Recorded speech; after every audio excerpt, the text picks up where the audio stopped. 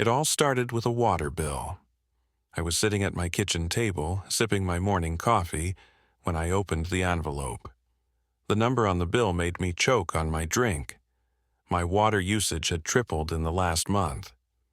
Tripled. I didn't even have a pool, and my lawn was barely alive. I couldn't figure out where all that water was going. At first, I thought maybe there was a leak somewhere. I checked all the faucets, the pipes, even the toilet tanks. Nothing. Everything was dry. But then, one morning, I noticed something strange. My front yard was soaked. There were puddles everywhere, like it had rained overnight. But the weather app said it hadn't rained in weeks. I stood there, staring at the wet grass, trying to make sense of it. That's when I saw her. Mrs. Sharma, my neighbor from across the street.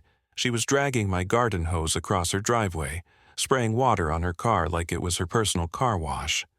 I couldn't believe it. She was using my water. Without asking. I stood there, frozen, watching her as she casually waved at me like it was the most normal thing in the world. I decided to give her the benefit of the doubt. Maybe she thought it was okay. Maybe she didn't realize she was stealing. So, I walked over and politely asked her if she needed help with her water connection. She laughed and said, "Oh no, I just like your hose better. The water pressure is amazing. Besides, it's all community property, right?" Community property? What was she talking about? Last I checked, my house wasn't a commune, and the water wasn't coming from the rain gods. It was coming out of my wallet. I told her firmly that I didn't appreciate her using my hose without asking. She just smiled, tilted her head, and said, "Well, I'm sure the HOA won't mind. We're all supposed to share and be neighborly." Then she closed the door in my face. I was fuming. I wasn't the confrontational type, but this was too much. I decided to go through the proper channels. I emailed the HOA, explained the situation, and attached my water bill as proof. A few days later, I got a response. It said, "Thank you for your concern. At this time, we encourage all neighbors to resolve minor disputes amicably without HOA intervention." Amicably? How was I supposed to resolve this amicably when Mrs. Sharma was stealing my water in broad daylight? I tried locking the hose, but the next morning the lock was gone. Not just unlocked, gone. Someone had cut it off with bolt cutters. And guess who was out there again, using my hose to wash her SUV? Mrs. Sharma, of course. I confronted her again, this time less friendly. I asked her about the lock, and she said, "Oh, that thing?" It was a safety hazard. Someone could trip. I took care of it. Then she smiled, flipped her hair, and went back to scrubbing her tires. I couldn't believe it. I walked back inside, sat down, and stared at the wall for 10 minutes straight. The HOA wouldn't help. Mrs. Sharma was untouchable, and I was now financing her car washes and lawn care. That's when I got the idea. If I couldn't stop her, maybe I could at least document her. I installed a tiny motion-activated security camera near the spigot. If she dared to use my hose again, I'd have proof. And maybe, just maybe, I'd catch something so outrageous that the internet would take care of her for me. 2 days later, I had the footage. Crystal clear. Mrs. Sharma creeping into my yard like a cartoon villain, dragging the hose away with that same smug grin she always had. She used it to water her plants, fill up a kiddie pool, and then wash her dog, all before I even woke up. It was a full-blown Sharma production, and I had every second recorded. I posted a clip to our local neighborhood Facebook group with the title, "Neighbor Steals My Water Every Morning." The video exploded. People were outraged. Some laughed, some offered advice, and one guy even sent me a link to a motion-triggered sprinkler that would spray intruders. But the best part? Mrs. Sharma saw it. I knew she saw it because the next morning she knocked on my door. No smile, no sun hat, just rage. She told me I was violating her privacy, threatening her reputation, and creating a hostile environment. I told her she was violating my property, stealing my water, and creating a financial burden. She huffed, crossed her arms, and said the dumbest thing I'd ever heard. Do something about it. I dare you. That was the moment everything changed. That dare lit a fire in me I didn't even know I had. I was going to do something about it, something she would never see coming. If Mrs. Sharma wanted water, she was going to get it. The very next morning, I woke up with a different mindset. No more playing the nice neighbor. No more emails to the HOA, no more locks. Mrs. Sharma had issued a dare, and I was going to take it. I was going to do something she would regret every time she turned a faucet. First, I wanted to see how far she'd really go. Was she only using the hose when I wasn't home, or was she bold enough to steal water under any circumstances? I took a day off work and stayed inside, blinds drawn, coffee in hand, just watching. Sure enough, around 10:30 in the morning, I heard the soft hiss of the spigot turning and the hose being dragged across my yard. I peeked through the blinds. There she was again, wearing yoga pants and that same smug expression, spraying down her driveway like it was her personal car wash. This time, I walked outside, phone in hand, pretending to be texting. She saw me, hesitated for half a second, then carried on like I wasn't even there. I didn't say anything, just recorded. She didn't flinch.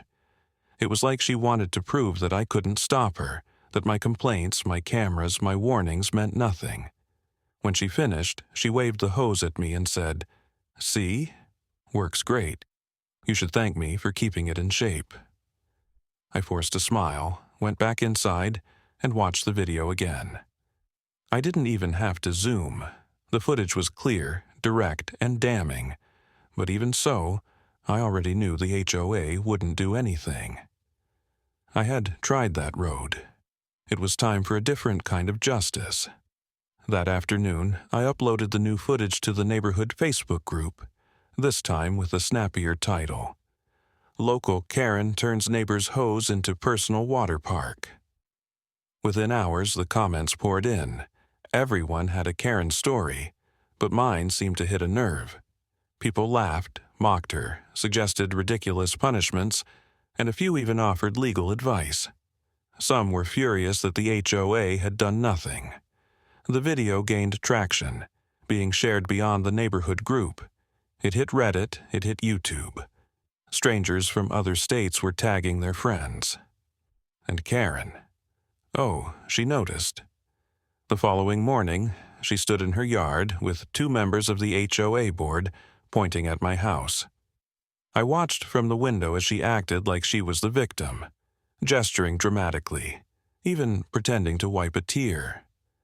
A few hours later, I got a letter slipped into my mailbox, a formal warning from the HOA for unauthorized surveillance and hostile behavior toward a fellow resident. I almost laughed. Hostile behavior? I hadn't even raised my voice. They were more upset about me recording her theft than about the theft itself. So that was it. I was done playing by the rules. If the system wouldn't help me, I'd make my own system. I started brainstorming. I thought about alarms, fake signs, pranks, but none of them felt like enough. I wanted something poetic, something that would leave an impression, not just a mess. That's when fate handed me the perfect opportunity. I was driving past a construction site on the edge of the neighborhood when I saw a crew setting up a temporary sewage tank. Not just a regular one, this was industrial, the kind they use for portable toilets and waste containment. And it hit me, a terrible, brilliant, satisfying idea. I pulled over and struck up a conversation with one of the workers. I told him I was a homeowner dealing with some drainage problems and might need a similar tank for an irrigation experiment. He laughed but was friendly, and after a bit of back and forth, I slipped him a little cash to let me access the tank for a single evening, strictly for testing purposes. He agreed, shrugged, and said, "As long as you don't mess with the pump, I don't care what you do." That was all I needed. Back home, I pulled out my toolbox. I built a small adapter that connected the spigot to a second hose, one that I ran underground and behind some bushes, connected directly to the sewage tank. It was genius. The outward appearance of my hose was totally normal, but when someone turned it on, thinking they'd get clean, pressurized water, they'd be in for a surprise. A brown, smelly, unforgettable surprise. I tested it once to make sure it worked, using a separate line and a sealed bucket. The results were exactly what I'd hoped for. The smell alone could have knocked out a horse. Now, all I had to do was wait. I set everything up one night under the cover of darkness, made sure the cameras were rolling, and left the main hose where Mrs. Sharma always found it. The bait was perfect. The trap was armed. And just as I expected, the next morning around 10:30, I heard it. The familiar hiss of the hose. I grabbed my phone and pulled up the camera feed. There she was, dragging it across the yard like always. She didn't even look around this time. She was that confident, that entitled. She hooked the hose to a new rotating sprinkler, one of those fancy ones that spin in a wide circle, and set it down in the center of her lawn. Then she turned the spigot. It was slow at first. A weird gurgle, a sputter. She tilted her head, confused. Then it hit. A jet of thick, dark, putrid liquid shot out in a wide arc, spraying her lawn, her patio, and, most importantly, her white wicker furniture. The sprinkler spun once, twice. By the third rotation, she was screaming so loud I could hear it through the walls. She ran toward the spigot, slipping on the grass as it turned into a smelly swamp. Neighbors started poking their heads out. Some gasped, one man dropped his coffee, and someone even started filming. Mrs. Sharma wrestled with the hose like it was a snake trying to kill her. She ripped it from the sprinkler, but not before another spray of sewage blasted her shins. She was covered, screaming, coughing. And best of all, there were witnesses, real, live witnesses who had seen everything. I watched it all on the screen, savoring every second. This wasn't just revenge. This was art. Later that day, I walked outside, pretending to check my mail. She saw me and lost it. Stormed over, still wearing ruined sandals and covered in sludge, shouting about lawsuits and biohazards and threats. I didn't say a word. I just smiled and said, "You told me to do something about it, so I did." Her face turned red, then green, then red again. She stomped off, yelling about calling the HOA. I waved and said, "Be sure to tell them the water wasn't stolen this time." That night, I uploaded the footage, and within hours, it broke the internet. Mrs. Sharma was now officially famous, and not in a good way. Over the next few days, I did some research. I combed through public records, dug up HOA bylaws, and even visited the county clerk's office. It wasn't about obsession, it was about precision. And then I found it. A technicality buried in the association rules. Section 4.2b stated that any homeowner caught trespassing on another resident's property without express permission, particularly for the use of utilities, would be subject to immediate investigation, fines, and potential removal from HOA benefits. There it was, the golden ticket. Mrs. Sharma had walked onto my property countless times.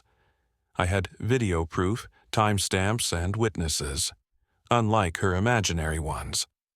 I printed it all out, stapled it into a thick packet, and mailed copies not only to the HOA but also to a few other residents who had complained about her in the past. I didn't start a war. I started a rebellion. Within 2 days, one of my neighbors knocked on my door. He was a soft-spoken guy named Ravi who lived 2 houses down. He said he'd had it with Mrs. Sharma ever since she reported his backyard hammock for being too colorful. He thanked me for exposing her, and then another neighbor joined in, then another. Mrs. Sharma had made enemies everywhere. I had just lit the fuse. Soon, the entire street was buzzing. People were comparing stories, sharing notes, and passing around the footage like trading cards. I didn't have to lift another finger. Mrs. Sharma had spent months acting like the queen of the block, and now her kingdom was revolting. The final piece fell into place when someone leaked a recording of a private HOA meeting where Mrs. Sharma had tried to manipulate the board. Her voice was unmistakable, and her tone was as entitled as ever. It ended with her screaming about being targeted by jealous neighbors who can't handle a strong woman. That clip, paired with her sewage bath video, created a perfect storm. Mrs. Sharma came outside 2 days later, sunglasses on, no makeup, and visibly shaken. She didn't yell, she didn't steal water, she just got into her car and drove away without looking at anyone. For the first time in weeks, the street felt calm, peaceful, like it used to be before she arrived. But I wasn't foolish enough to think it was over. People like Mrs. Sharma don't disappear. They retreat, regroup, and plan their next move. That's why I left the remote valve switch active. That's why I kept the camera system on 24/7. If she ever decided to try me again, I'd be ready. Because this wasn't just about water anymore, this was about boundaries. And Mrs. Sharma had finally learned that mine came with consequences. 3 days passed in eerie silence. Mrs. Sharma's house sat still, like it was under quarantine. No cars in the driveway, no patio music, no garden hose snaking across my lawn like a thief in the night. It almost felt too quiet, like a trap. I knew Mrs. Sharma well enough by now to understand she wasn't just licking her wounds and moving on. She was the kind of person who didn't back down. Not because she was brave, but because she couldn't stand losing control. And after that sewage sprinkler incident, she had lost it all: her dignity, her spotless patio, and her reign as the queen of the cul-de-sac. So when I heard the knock on my door just after sunset, I didn't even flinch. I already knew it would be her. What I didn't expect was for her to bring backup. Standing beside her on my porch were 2 members of the HOA board, one holding a clipboard, the other a thick folder. Mrs. Sharma was dressed like she was attending a courtroom drama instead of confronting a neighbor. She kept her arms folded, jaw tight, eyes laser-focused on mine, like she was rehearsing a victory speech in her head. The clipboard guy cleared his throat and said they were there to discuss an escalating property dispute and a potential biohazard incident. I asked if they'd like to come inside, but Mrs. Sharma snapped, saying she didn't feel safe entering my home. I laughed, not out loud, just inside, because I knew what this really was: her final attempt to paint herself as the victim. They handed me a formal complaint, 3 pages long, filled with exaggerated language. Mrs. Sharma claimed I had weaponized sewage, that I had created an environmental hazard, and that she was experiencing emotional distress from what she described as an orchestrated public humiliation campaign. She even claimed the stench had seeped into her home's foundation, which made me wonder if she even understood how plumbing worked. I let them speak, nodding occasionally, waiting for the real moment I was expecting. And it came. Mrs. Sharma demanded that I pay for the cleanup of her lawn and patio, formally apologize, and attend a conflict resolution session arranged by the HOA. The moment she finished her list of ridiculous demands, I held up a finger and said, "I have something to show you." I stepped inside, grabbed my printed folder of evidence, and brought it out. Everything was there: time-stamped video footage of Mrs. Sharma entering my property without permission multiple times, on multiple dates, always with my hose in hand.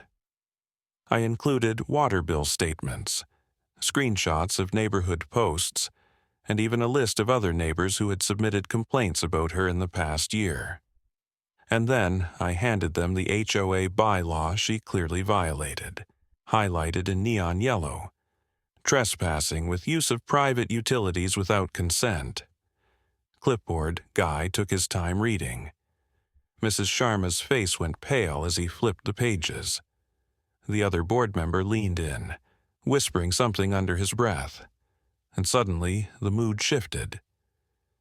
Mrs. Sharma started interrupting, claiming the videos were manipulated, that I was stalking her, that I had created a hostile environment long before the hose incident. But they weren't buying it. The board members said they needed time to review all the material and would call a special meeting within the week to address the issue. Mrs. Sharma protested, saying she deserved immediate action, but this time they ignored her. The moment they walked away, Mrs. Sharma turned to me one last time. Her voice was quieter now, sharper, almost trembling. She told me she would make sure everyone knew the kind of person I really was. I told her, they already do. And with that, she stomped back to her house, muttering something I didn't care to decipher. The special HOA meeting happened 3 days later. It wasn't public, but rumors spread fast. Mrs. Sharma showed up with printed documents and a folder of what she claimed were legal threats against her. But none of it mattered. The board reviewed my footage, checked the bylaws, and issued an official warning to her, not me. She was fined $500 for trespassing and warned that future violations would get her kicked out of HOA benefits. They didn't apologize to me, but I didn't care. The win was in the silence that followed. The board member who always backed her quietly resigned the next week. Mrs. Sharma, once the self-proclaimed neighborhood sheriff, now walked her dog with her head down, avoiding eye contact. Her driveway stayed dry, her porch stayed dirty, and she never touched my hose again. But even then, it wasn't over. Mrs. Sharma tried one last move. She filed a complaint with the city, claiming I'd illegally installed a sewage connection. A city inspector showed up, checked my setup, and laughed for 5 straight minutes. "You're in the clear," he said, wiping tears from his eyes. "This isn't permanent, just creative problem-solving." He declined my offer of water, joking, "Only if it's not from the hose." The video of her sewage disaster hit 4 million views. Strangers messaged me, calling me a hero. My neighbors brought cookies and thanked me. But my favorite moment came one afternoon, when I heard laughter outside. The new family in Mrs. Sharma's old house, a young couple with a toddler, were running through a sprinkler in their yard. Their laughter was loud, real, and normal. No stolen water, no fines, no drama. That's when I realized the real victory wasn't revenge. It was the peace that came after. But just as I started relaxing, I found an envelope slipped under my door. No stamp, no name. Inside was a handwritten note. "You won this time. But this neighborhood won't be yours forever. I'll be back stronger." The handwriting was hers. Angry, looping, cursive. I laughed. Not because it was funny, but because it was so her. Drama till the end. The next day, a moving truck appeared outside her house. No goodbye, no explanation. Workers packed her things. Her pink flamingo lawn ornament, her spotless patio set, all of it. By sunset, her house was empty. 7, a week later, a new family moved in. They brought cookies, introduced themselves, and asked politely if it was okay to use their own hose. I nearly cried from the normalcy, but that night I got an email. A man named Arjun from another neighborhood wrote, "Mrs. Sharma is here now. She's using my hose." "Help," I replied with one sentence. Send her my regards. Arjun's email was the beginning of a new chapter. I sent him my setup plans, the valve system, camera placements, and even a document I called the Karen Defense Protocol. He thanked me and said, "This means war." A week later, I got another email. This time, it was a video. Arjun had upgraded my sewage idea. Instead of sewage, he used a mix of compost tea and expired fertilizer. Completely natural, but outrageously foul. The video showed Mrs. Sharma getting sprayed again, this time in front of a group of kids on scooters. She screamed, slipped, and fell into her rose bushes. The video went viral within hours. People called it Karen's Revenge, Part 2. The saga didn't end there. Over the next few months, I started getting messages from people all over the country. Mrs. Sharma had become a traveling circus of entitlement, hopping from one neighborhood to another, leaving chaos in her wake. But now, thanks to the internet, every time she struck, someone was ready to strike back. I decided to turn the experience into something useful. I started a blog called HOA Wars, where I shared stories of ridiculous neighborhood drama and petty tyrants. I didn't name names, but everyone knew who the hose queen was. The blog grew fast. People were tired of being pushed around in their own homes, and somehow my ridiculous water war had become a rallying cry. I even started selling t-shirts with slogans like HOA Before Bros and Justice Flows.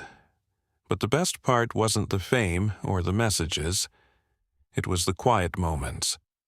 Like the afternoon I spent trimming my hedges, listening to the new family across the street laugh as their toddler ran through a sprinkler. That's when it hit me. The real win wasn't revenge or viral fame. It was the peace that came after. The return to a neighborhood where people respected each other's space, where the only thing spraying from a hose was water, not war. As I stood there, hose in hand, watering my tomato plant like I used to, I thought about all the chaos that one simple garden tool had caused.